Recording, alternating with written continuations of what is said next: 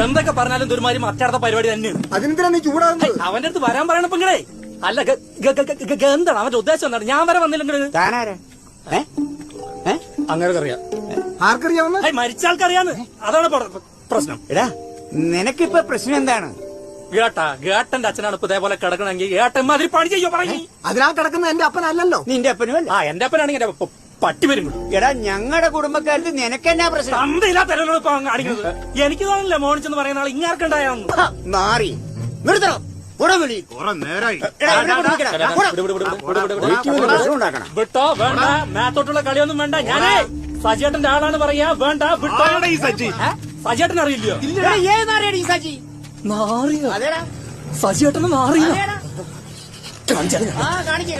നിന്നോളിട്ടോ. സജിയേട്ടോ ഇങ്ങനെ ഇറങ്ങി വരുന്നു.